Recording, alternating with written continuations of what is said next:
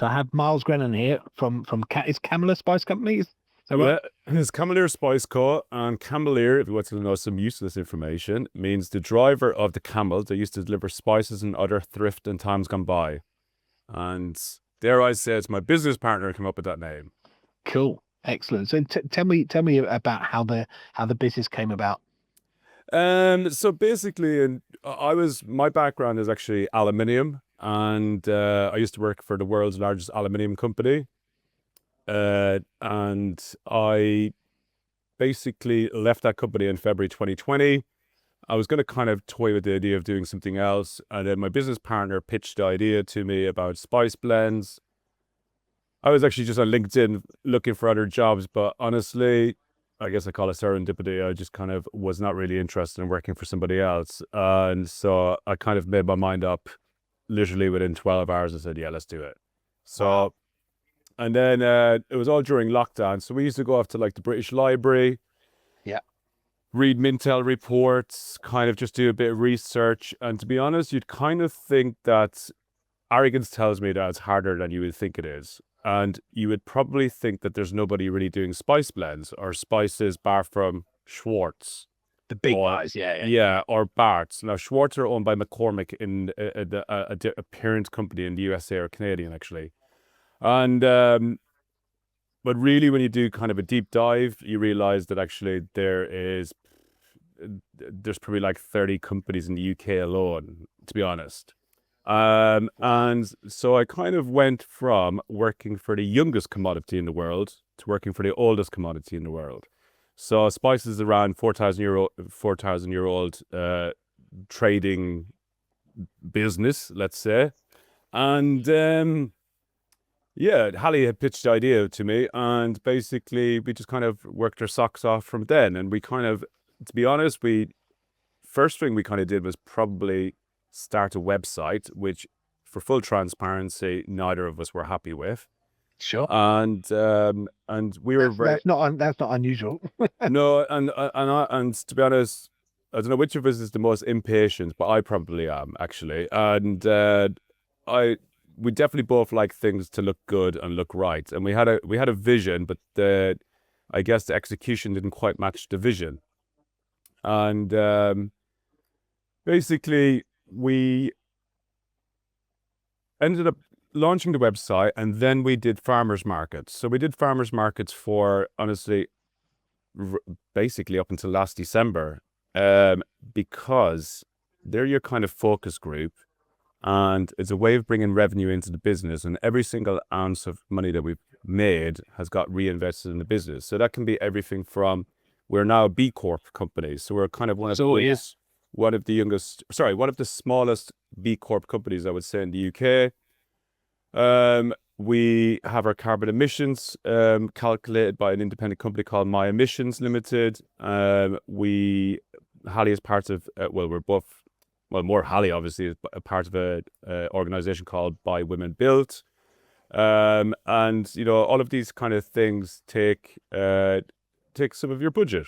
And also then there's everything from, like, we did a kind of a brand refresh last year, because it takes time to kind of put some money aside, and you realize that actually quite quickly your customer at the farmers market, I used to call them my focus group, and actually the repeat customers, they're your kind of best ones, because they're the ones that'll come back to you and say, you know what, have you thought about doing this?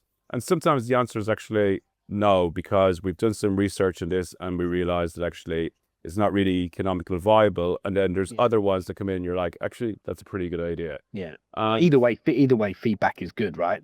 100%. And we'd be idiots not to listen to it, to be honest. And I guess, when it comes going back to the website, we're on website 3.0, and honestly, it's amazing, really, I have to say. It's like everything we kind of dreamed of. The aesthetic's quite good. We do need to put some kind of more video content on there, which we're kind of working on at the moment. But, like, one of our values is transparency. And so our values are transparency, learning, and celebration. So TLC is kind of TLC, yeah. And like, from a transparency aspect, that's something that's very important to both of us, and that kind of feeds into the narrative of what our USP is, and there are kind of things like heritage. So, for instance, like this blend here is called Advi Mahi, and it's a Persian spice blend. We've got 5 of them in our collection, and it's from 6th century BC, because often people think that Indian spice blends come first, but actually it's Persian spice blends that come first because of the Persian Empire. Sure. So India actually kind of gets its inspiration more so from the Persian Empire and not the other way around. Okay. Yeah. And but you know, that involves like Hallie spent quite a lot of time like doing a deep dive into historical books, and you know, like this one is inspired by the oldest surviving cookbook in Roman history by Marcus Gavius Apicius, said in an Irish accent, so don't take that literally. And it's called vegeto, which means enliven. And basically, you know, the Romans had a quite high diet of vegetables. So it's kind of it's an inspiration basically from that period. And so they're kind of things that are important to us from, you know, like bringing a bit of history and food together. Yeah. And especially because the spice trade is a 4,000-year-old trade, let's say, commodity. And then also, in amongst that, you know, like where we source our ingredients from regenerative farms, you know, like our kind of one of our kind of main missions, which there's plenty of kind of brands that are doing things like that, but maybe not necessarily in spices, and that is to kind of bring a little bit of tech into it eventually, and that is to be able to source, to be able to pinpoint almost where that seed has come from in the jar. So that's kind of like one of our kind of missions on a roadmap, let's say. So that kind of provenance as to, you know, where it's originated from. Yeah, absolutely. And then also, you know, when it comes to spices, you know, it's like anything. Nowadays, when you buy anything in a supermarket, for instance, you realize that more of the traditional brands are like quite highly processed or quite refined, or a lot of impurities in there. In amongst all of that, a slight segue is that there's a professor called Chris Elliott at Queen's University of Belfast, and him and his team did some research into spice blends. And for instance, just simple oregano, 70% of it was found to be unadulterated rubbish. So wow. Therefore, you know, we're our suppliers. We're very happy with them, but you know, anyone can be kind of happy with a supplier, but what we have done to give a bit of added value to the business, and actually to kind of give us a bit of credibility and peace of mind, is that we partnered with Aston University in Birmingham, and they did some spectral analysis to go and test for the purity of the spice blends. And actually that was a really interesting exercise, because what it actually proved to us is there was a doctor there. Do not ask me his name because I can't pronounce it. But he had done, he'd given us results, which are on our website. And basically what he demonstrated to us was that, for instance, like the Persian one I had just showed you, he was a bit blown away by the turmeric and like it working alongside other ingredients. And that alchemy gave quite elevated results. So I guess what I'm trying to say is, like, if you have turmeric, for instance, people sometimes have turmeric supplements, but sometimes they might not actually do anything for you, and it kind of almost a placebo effect. But if you have turmeric in milk, the results are quite elevated. And it's the same with kind of the spices and spice blends as such. When you're doing an amalgamation or an alchemy, then that's where it pays dividends from a health perspective. I wouldn't say we're like a very focused health brand. No, like we're super kind of focused on the history, our USP, which is like everything from the ingredients that we use, such as ingredients you don't necessarily find on the supermarket shelf. That's like black lime, rose petal, fenugreek leaves, that kind of jazz, saffron, and then and also from the fact of how we source them, and that we don't add in rubbish or salt, for instance. That's kind of it. Cool. Excellent. I mean, I think, did I read somewhere about, for the body to absorb turmeric, you need black pepper. Is that right? Something like that? Yeah, so that Yeah. so the actually the turmeric and the black pepper, that was one thing that actually, because the kind of some of our, quite a few of our SKUs, I would say, kind of share those properties. Yeah. So yeah, it makes a difference basically. Yeah. And it's the Yeah. same, like it's not just for that. Like it could be the same for like allspice, or it could be the same for black pepper and something else. Things working in combination. Yeah, Yeah. absolutely. Absolutely. Cool. Excellent. I mean, you touched on you're on website 3. Yeah. So you say 2020 is when you started. So your 5th anniversary is what, just been coming up, or what? It's Jesus, it's probably early next year, I think it is. Early January next Officially. year. Yeah. Okay. Cool. Excellent. So talk to me about the when you built the website, platform choice. What was what sort of research did you do, and how did you end up on? You're on Shopify, right? Is that right? Yeah, we're on Yeah. Shopify. So I guess if I'm honest, I was very adamant that we should be on Shopify from day one. And that was Yeah. kind of simply from my own personal research, or both our research, I should say. Our agency that we worked with in the beginning, they wanted to put us in Squarespace, and I didn't want to go on Squarespace. And it was just something that I felt quite strongly about. And Yeah. I felt like if you have a product brand, you're selling a product, I think Shopify is probably a better platform for you. I know there's others. To be honest, I think WordPress probably would be okay.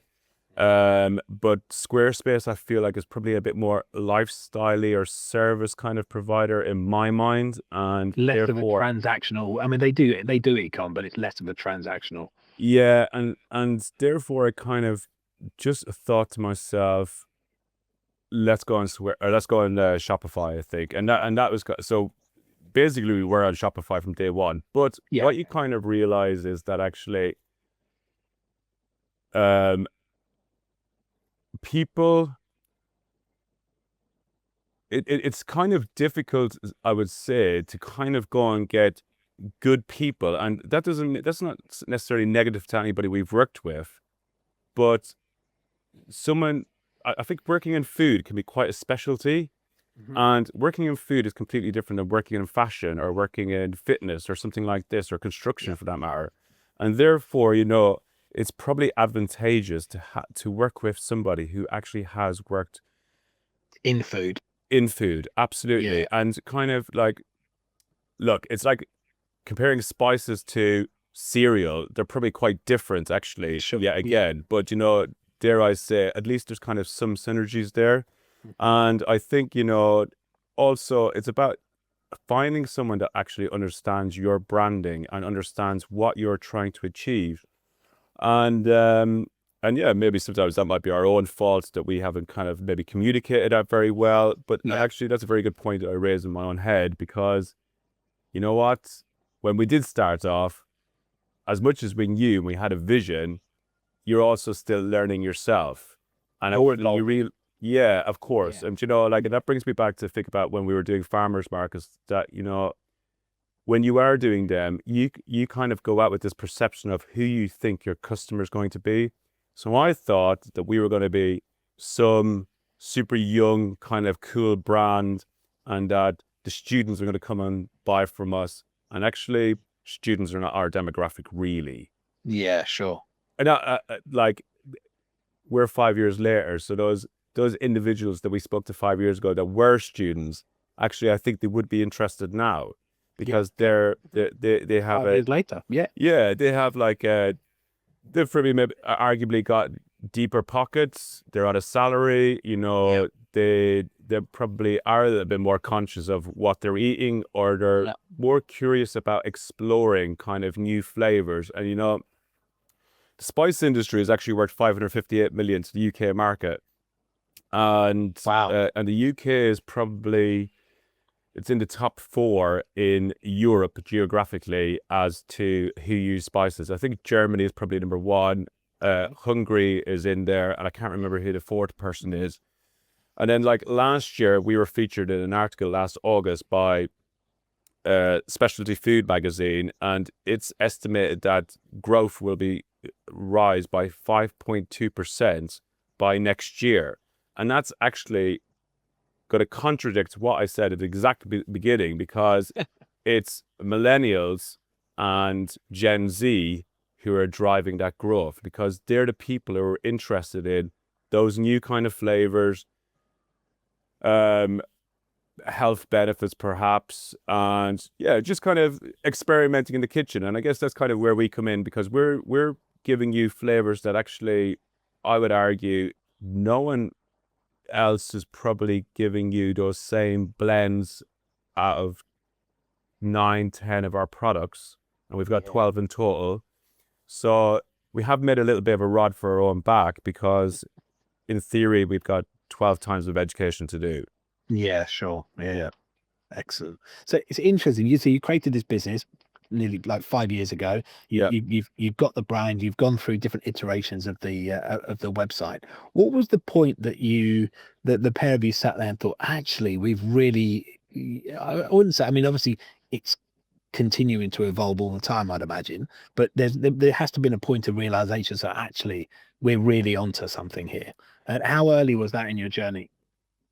How early? You mean how late? That's what you're meant to say. Sorry. Look, I think, to be honest, what has kept us going is the consumer. It's that customer, and Those the farmers market people. Yeah, it is really like it's them, and actually is the customers that purchase from us online, 100%. And look, I was walking in the street one day, this woman said, "Oh, there's the Spice Man," and it was quite funny. I was like, never thought I'd be called a Spice Man, but it did kind of make me chuckle. And they're the people who kind of encourage you, I would say, to keep going. Like, look, your friends and family do kind of support you, but I'd say sometimes, you will have some friends and family who will say, well, you got to do something else, and they mightn't quite understand that kind of journey that you're going to do. They might think you're kicking the can down the road or flogging a dead horse. But, I guess sometimes from Hallie and my perspective, we've been quite tenacious, and we're a bit like, okay, this is what we want. And I think what is also very important, and I really must stress this, is that, finding your purpose. But what do you think that you've gone from a completely different business to then being in the world of ecom, right? And you've got Shopify website and all those end products and all those sorts of things. What's the biggest in that sort of 5-year period of running the business? What's the biggest lesson? What's single thing, or even a couple of things that you really you've kind of figured out or learnt? I think, to be honest, patience and listening. Sure. So I think the patience thing is a bit like finding the right company or person to work with. Yeah. That understands understands everything that you've kind of created. So like your values, what your branding is, your roadmap, like what you're trying to achieve. And the listening thing is, do you know what? Well, if I'm honest, I would say sometimes listening to your own gut. I think that's probably nearly most important, actually, I would argue, because, like, I'll give you a very brief example. Like, we have all of these fancy names on our jars. And when we started off, we were going to actually put numbers on them, and somebody had convinced us not to.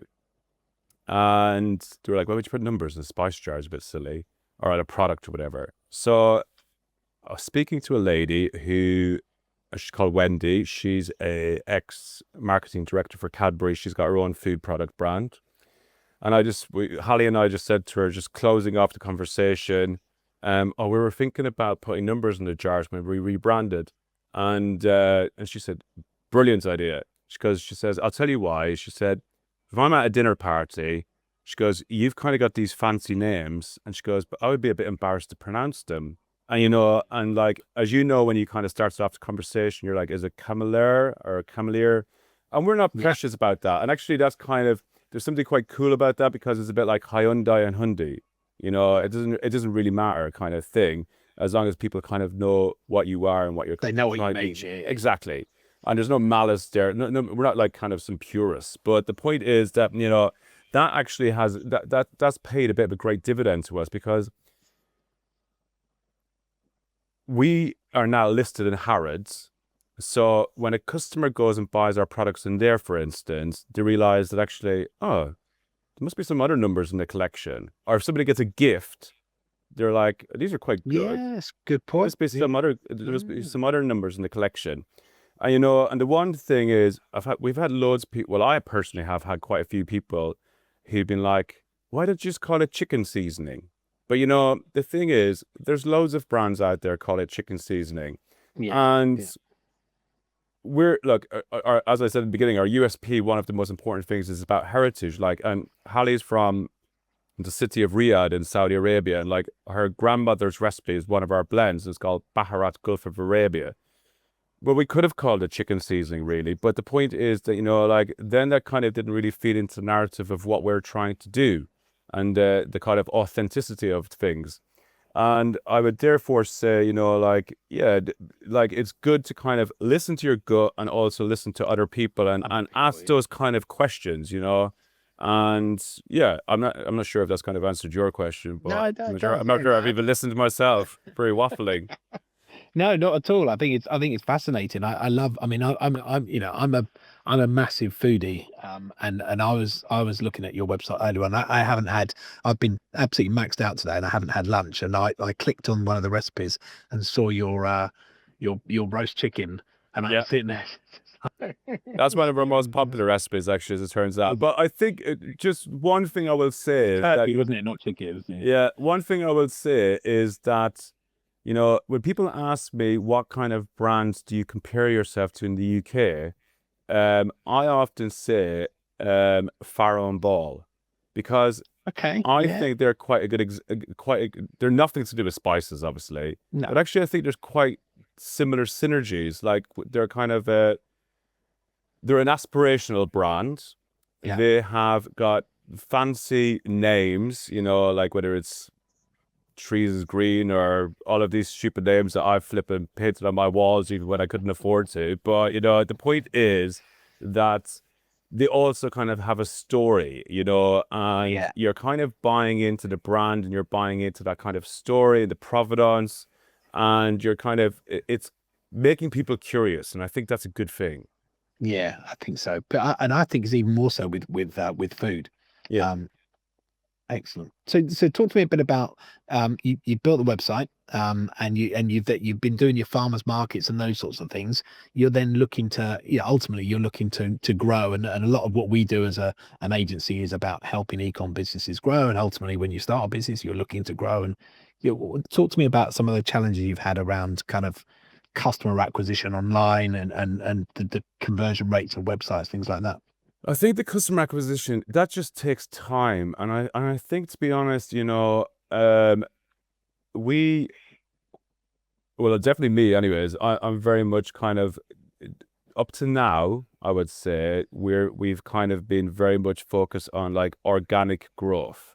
Yeah. And I think maybe that is a good thing, because that allows you to kind of understand your brand better and kind of maybe make something redundant or archive it if it's not working, and kind of try and test different things. Also, when we started off, and I think the world has kind of changed a little bit, there was lots of brands that were using influencers, but influencers were getting quite a bad rep because, during COVID, they're in Dubai and they have, but that doesn't mean that they're all bad. Like, no, not at all. No. But they like, from a kind of a bit of a sweeping statement, they were kind of getting a bad rep. And I think what also we've kind of been doing is we're trying to kind of steer the customer that has been at the farmers market, and we've done them everywhere. We've done them from Covent Garden to Borough Market to Edgbaston and Birmingham to King's Heath to all of that kind of jazz in Oxford, everywhere in between, to kind of go and steer those people to come onto our website. And when we started off, we used to put like a recipe card in with the box, and actually that's great. And then customers would be like, it's great. And customers would be a little bit like, they'd kind of come to us looking for the recipe cards, like they would go to Waitrose. Or you'd have customers that, or let's call them prospects, who would just come for the recipe cards, but wouldn't buy the product. But I guess what we kind of do now is, like, we've got a QR code on the jar. we put like maybe one of these in the jar, so it's just like a little, sorry, not a jar, in the box, so that it makes it easier for the customer to kind of go and look things up. So that's for like more of the get as a gift kind of thing, and just kind of nurture that kind of relationship. And I think they're kind of things that like we have evolved as a business. So, and we kind of stopped ourselves from putting the recipe cards in the box because it's actually another cost. B, it's not really very sustainable. And C, you know, we want to put more recipes on the website. And if we're just kind of giving out the same recipe cards the whole time, then we're not really kind of adding value to ourselves as a brand. Yeah. Interesting. So you mentioned earlier about I'm not sure whether you did mention it or not, but we were talking about that kind of acquisition, conversion, and retention. And I'm guessing that if I'm at a dinner party and someone tells me to go, I love what I'm eating, and I'm like, okay, I want to try this, and then I'll go and get you a number, whatever it is. Yeah. Your frequency of purchase, you must, I mean, you talk about the farmers market and people kind of coming back and giving you feedback and that customer loyalty. There must be a high degree of frequency of purchase from your online customers. What do you think? There isn't, okay, there is, but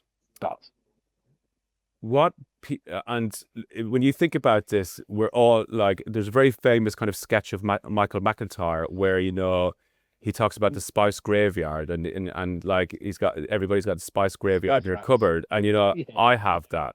You know, I've got fenugreek seeds that I don't know, I've got some kind of attraction to that been in there for 15 years probably, that I will be chucking out this weekend as it turns out. But the point is, when people buy coffee, you know, they drink coffee every day, whether, and I wouldn't like to tell you how many cups of coffee I had today, but I think generally speaking, you know, probably people have about 2 cups of coffee a day, I would say, if they drink coffee at a minimum, I would say. Yeah. And therefore, if they buy that kind of coffee online, then I would say they will have a replenishment within a month kind of thing, or they'll have a subscription model. Because it's a daily thing. Yeah. And, you know, with all the will in the world, you know, as much as myself and my business partner love our spices, we're not going to have them in our muesli in the morning, although there is one you probably could. No. But you know, you're not really going to have them for breakfast, dinner, and supper. And, you know, and truthfully, you know, our spices originate from Persia, Yemen, Middle East, and 3 from Europe and Ethiopia. But, you know, sometimes you might fancy Korean or Greek, and therefore, and that's the same in every single household. And therefore, you know, I would say the spices, a repeat order is probably every 2 to 3 months, in my opinion. Yeah. Do you track that? Is that something you're all over on the numbers? That is something we do track. And also, I think in amongst all of that, you know, everything's kind of, some of our products are seasonal, and also how people maybe spend in a certain way is affected by the seasons. So like whether that are periods. So, you know, like whether it's kind of like, so you'll have the gifting scenario. So like Mother's Day is coming up. So people do like perfect gifts for our Mother's Day. And, you know, and we do a mystery bundle. So you kind of get a surprise box. Yeah, that's cool. And that's pretty cool. But, you know, when the sun comes out, people will think, oh, barbecue. And then, you know, like, so some of our spices can be used as like rubs or marinades. So then that's when they'll be like, do you know what? I'm going to try this. And they're kind of exploring, and whether they're exploring on Amazon or they're just exploring in Google, they're curious as to see what's out there. And then you've got the people who, like you mentioned about the turkey earlier on, you know, like they're just thinking, do you know what? We do want turkey again, but let's try it a different way. And therefore they'll kind of hopefully happen upon our website, or they might be already there. It might be a repeat customer, and it might be like, do you know what? We'll give this a go. Yeah. What would you do around that kind of that retention piece? Do like kind of mail shots? Do you use Klaviyo? Or I was just about to say that. So we use Klaviyo, and we do. So what do? We not all of our recipes in our arsenal are on our website. So we send out a new recipe every month. That's one Okay. thing. Cool. And so that's pretty good because that kind of keeps us on our toes and it kind of keeps us a little bit fresh, let's say. Yeah, I'd agree. And Definitely. and we write blogs. So I guess, like I'm Irish, so I wrote a blog about potatoes about 2 weeks ago, as you do. But sorry, everybody in Ireland. But I did feel like I learned something myself. But the thing is that, we've got I don't know, 3 different blends that work quite well with potatoes. And you think to yourself, okay, it's not going to be for my father because he's just a bit like meat and 2 veg kind of person. But Yeah. I'm not saying he's that parochial. But the point is that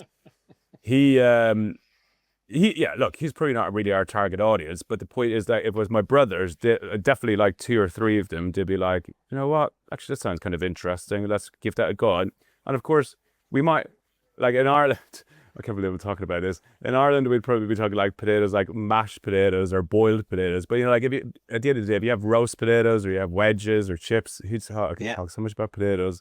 But the point is, the list is endless. But the thing is that I always think to myself, what do people search, and so that's why I wrote a blog about potatoes, as you do. But we also Where you from in Ireland? From a place called Tullamore, so it's right in between Dublin and Galway. Yeah, And Tullamore Dew. that's it. I live very near there actually. That's one of our claims to fame. And the other one's Obama and Shane Lowry, the golfer. So there you are. Right, excellent. Good stuff. Cool. What else was there? So we've talked a bit about acquisition. We talked a bit about conversion, retention. If you were to be giving yourself some advice for kind of looking back and say, what would be the things that you would be telling yourself when you were starting out that you need to watch out for? I think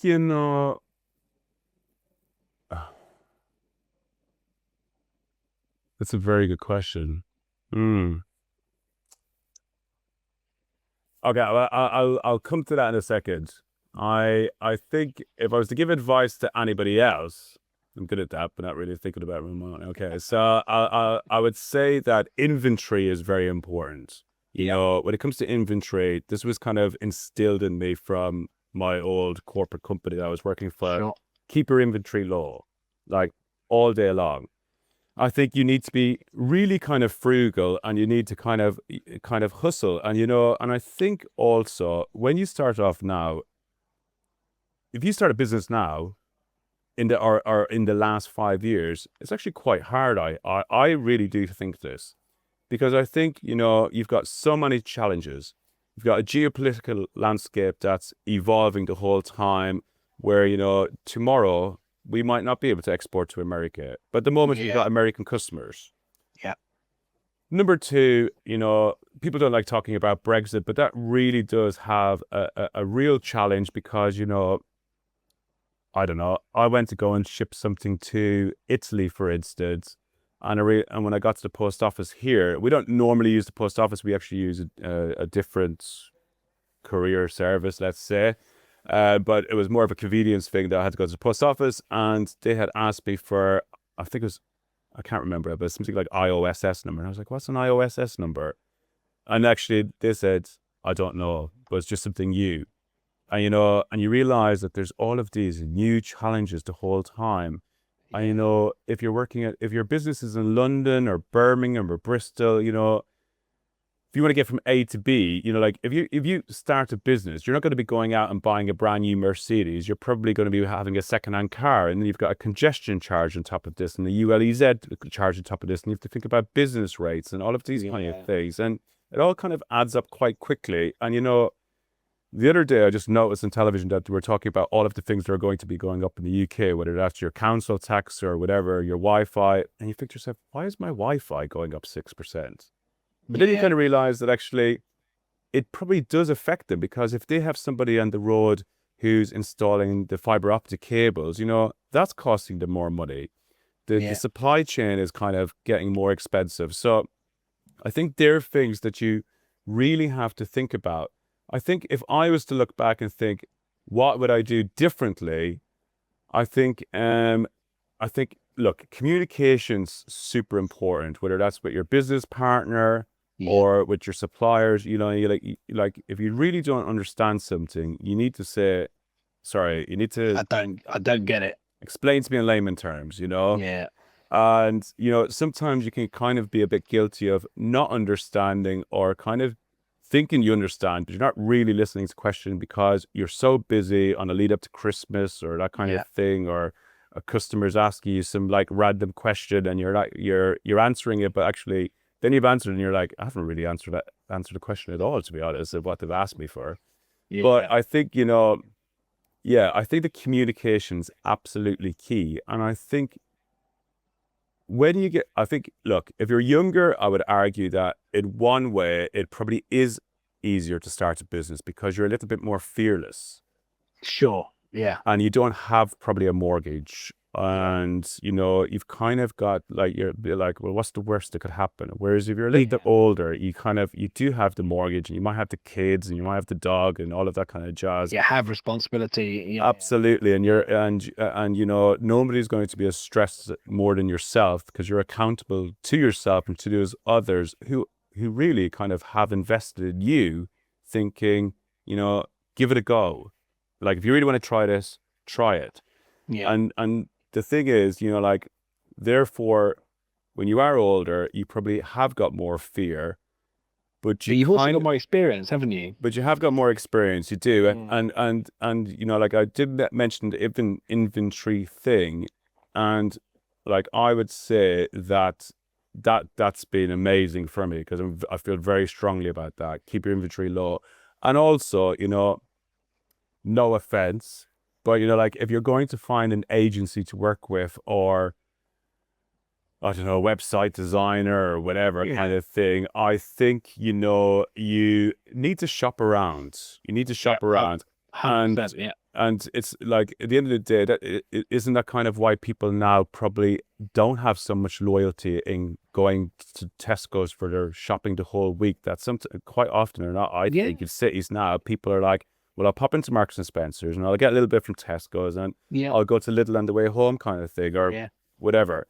And I think, you know, there was something constructive I was going to say in amongst all of this, and now I've lost it. But it's just been talking so much. You know, you were saying about the kind of like the shopping around, like with agencies, and you know, and I think I'd agree is that there's a lot of agencies out there, but I think the whole thing came out of, we were talking about, you were talking about communication, and you touched on it earlier where you were saying about you were talking about getting the kind of the brand across to maybe the website builder, and those types of things. It's kind of like there's a job to be done with you communicating that, but also the agency asking the questions to properly understand.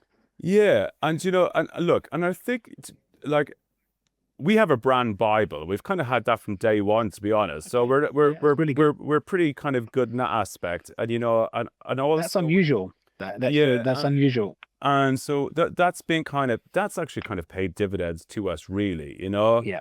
And that's something that both Hallie and I felt quite strongly that we must have from the beginning. I felt very strongly, for instance, that we must have branding colors. She'd feel quite strongly about font, I would say. And you know, and when you say, like, I think if anybody was starting a business and you haven't kind of worked in marketing before, you probably might be a bit flippant to say, well, I want IKEA blue and Marks and Spencer's green or something. But the thing is, as you know yourself, you've got different Pantones, you've got RGB, whatever, and you need to kind of know the nitty gritty detail, and you need to know kind of those simple things like what's your primary colors, your secondary colors, your primary font, secondary font, all of that kind of sphere, let's say, that you can kind of try and make sure that everybody's on the same page. Of course, there's going to be things that crop up that you don't have an answer to. We even had it yesterday, to be honest. We're having something designed at the moment, and we realized that we want to put a QR code on the box, but actually we don't have a page to put that QR code to match that box, kind of thing. So you're always kind of figuring things out, but yeah, I don't know if that kind of inadvertently answered your question or not. Yeah, it does. No, that's cool. Well, one kind of, I suppose, one sort of final question, unless I can think of another one immediately afterwards. But if you, what do you think ecom founders and businesses should be watching out for this year? What's the kind of the sort of hot topic, and what are your thoughts on that? Look, I think personally AI. So I think, Common answer at the moment when I'm talking to people. no, That is- and I hate kind of saying things like that because that kind of is, as you, it's No, kind it's of like right. jumping on the bandwagon kind of thing. No, But not I think it's not necessarily. I guess I don't mean about what do I want to say about this? I think when it comes to AI, I think personally that if you're a brand that I like in a situation that I'm in where you're kind of young and you don't have bureaucracy and that kind of thing, you probably can be more agile than some of the more traditional companies because I think, yeah. truthfully, they'll want to adapt to new technology, but also Takes longer. they'll be apprehensive and they'll have to go to a board and everybody will have to have their opinion on certain aspects of it. And I think, really, I think, you just kind of have to go and try it. But, the one thing I would say is that, and I do feel strongly about this, that like when it comes to AI, for instance, look, 100%, if when I went to go and write a blog, let's say about potatoes, for instance, I asked Gemini or ChatGPT or whatever to kind of give me some ideas, some facts. But you need to go and Yeah. but you need to go and research these things because I think there is.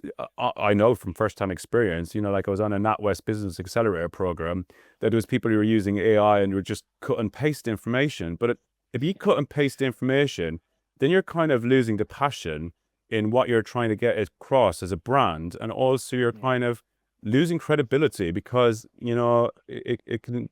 It's obvious. It's obvious. They've gone to ChatGPT to create something. Yeah, and I'll give you a really good example. We were shipping our product to not to Harrods actually and we're not shipping to them yet, but this retailer they've asked us could we supply a box of 12. So I thought to myself, instead of actually me getting my ruler out and drawing up and doing the calculation, I thought I'll ask Gemini to go and show me the image, and I gave a very clear instruction, but my God, it could not put 12 jars in the box, Yeah. and I thought, that kind of, if something that's kind of quite simple, it makes you realize that actually you need to be really careful because, you can't just be too dependent on these things. No. But No. It's a but good you tool. need, but you need to. I do think you need to use them because it's going to make a difference in like how you can kind of scale, because otherwise, I think you'll get a bit left behind. And and you really kind of made it very clear to me actually, and that is like it gives you structure. Like and I think to be honest, sometimes it's giving you more time. It's giving you more time to go and focus on whatever the other thing is. Yeah. And I think what else do I think that maybe might be making a difference in? I think consumers are 100% going to be more interested in, I think, authenticity, and I think that's something that like you kind of, I would argue, us as a brand need to kind of double down on, and but also it is going to be a bit of a challenge because we would probably we want to say, oh, we're a British brand, but actually you realize that just like listening to the news, that actually that could be a bit of a detriment to you down the road if there's like a trade embargo or there's a trade war, dare I say, and basically people might be like, well, actually I don't really want to buy British, and and I've had experience recently where I was speaking to somebody and they said, oh, I think what they're doing in America is great because, that means that, they're not like importing all of this stuff from around the world and they're creating jobs for local people.